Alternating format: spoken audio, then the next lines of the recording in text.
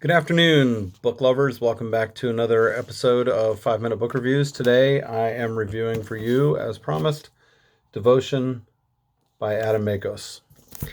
Um, so I I love reading history books, especially war history.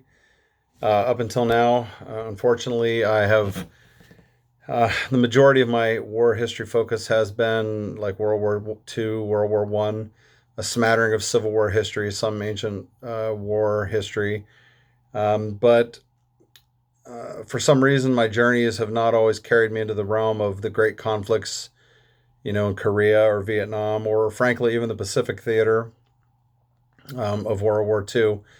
I've enjoyed reading people like Rick Atkinson, Ian Kershaw, Stephen Ambrose, among others. Good war history is difficult to find for the most part because I think that, at least for me anyway, when I read history, I want to read the humanity of the story. That is, statistics and facts are good, they're important, but when I read history, I want to read about the people who were there. In the sense of they're not just numbers; they were real people. They had real flesh, real blood. I want to hear their stories. See the action through their eyes, and I think this is becoming increasingly more difficult. As generations who fought those great conflicts pass on. Um, so I went to the half price bookstore and, with anticipation of collecting Adam Makos's newest book called Spearhead, unfortunately, or perhaps fortunately, it was out of stock, which probably means it's too new. And that's fine. People don't want to give up their copy just yet. So I ended up having to look for other works of Makos, and I landed upon Devotion, the story from the days of the Korean War, a war which, frankly, I have very little limited database, but I think that's about to change. We live in strange times. You know, White people are supremacists. Black people are thugs. At least this is what we're told. Celebrities think that they're smarter than the rest of us. Politicians think that they own us and are better than us. Rioters roam freely. Peaceful folk are barred from churches. No one of us seems to be able to really simply love each other and enjoy the good life that God has given to us. And into this, I perhaps providentially came across a random book by an author I'd never heard of, except for Spearhead. I think I read a review on Goodreads or something, who wanted to tell us about the story about a friendship that existed 60, 70 years ago during a time when large swaths of the United States of America were still openly practicing racial segregation. I think it was providential this book came into my hands that day. Devotion tells primarily the story of a man named Jesse Leroy Brown, who was an officer in the United States Navy. He became the first black American to earn and wear an aviator's gold wings.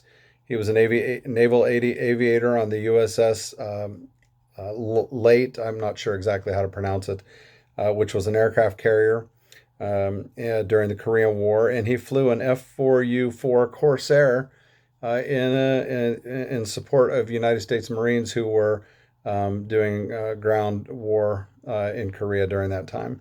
So the story features other characters such as Thomas Hudner. He plays a very significant role in this, and in that he was like the exact opposite of Jesse Brown. Jesse Brown was the son of a sharecropper who lived in Hattiesburg, Mississippi. Thomas Hudner came from, kind of a rich upper crust northeastern, United States family. And quite a few Marines. Daisy Brown, Jesse's wife. Um, I don't want to tell you the story. I don't want to tell you how it begins. I don't want to tell you how it ends. I want you to read the story of Ensign Jesse Brown because, frankly, he's one of those characters in history that none of us should hear enough about. It's one of my major complaints about my education that I had to learn about such people like Ensign Brown and Lieutenant Hudner many years after my formal education ended. There are These are the kind of stories, frankly, I think that we ought to be told in high school. These are the kind of stories that these are the kind of stories of men and women who should be the heroes on the posters hanging on our bedroom walls. And I say that not because they fought in wars, not because they dropped bombs on people.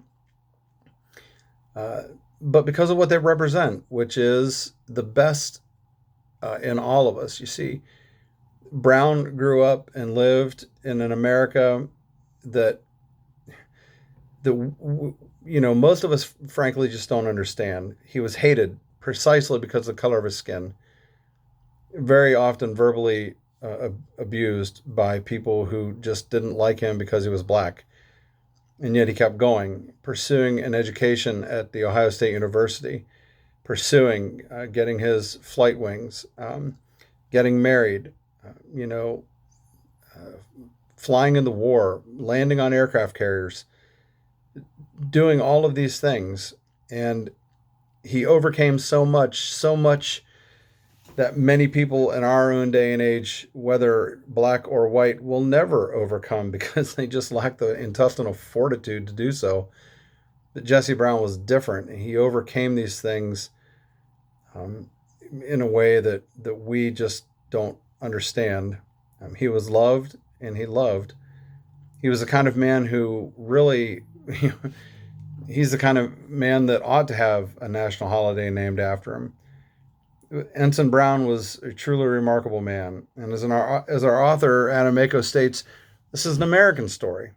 It demonstrates that what many in our celebrity press and political world say is impossible in 2020 was possible in the 1950s when matters were extraordinarily worse than they are today. And here we are, unable to find peace, unable to love, unable to rest without the constant specter of violence hovering over our shoulder, or the constant condescension from people in Hollywood, filtering, into our airwaves. Makes no sense, but here we are. This book was published in 2015, the final year of former President Obama. The book was started sometime around 2007, which means, 10 years or so, to research, write, and publish. And yet, what I find to be amazing is the very last words of the book. Words I think that are apropos in 2020, especially as we see another spasm of cultural revolution taking place in America. The words were uttered by Jesse Brown's wife, Daisy, near the end of her life, I think around 2014. She said this: "The world needs Jesse Brown and Tom Hudner now more than ever." And I couldn't agree more. But I'm going to leave it up to you to read the book and find out exactly why those words are true, even today, now more than ever. Give the book a chance. Give it a read. I believe that you will agree that her words are important. 5 out of 5 stars for this book by Adam Makos. I can't wait to read the next book that he has to write, or that he's already written, maybe Spearhead, maybe one of his others. I'm looking forward to it. So good luck in your reading. Grace and peace to you, and come back again real soon. And I'll be doing another review of another great book by another great author in 2020. Thanks.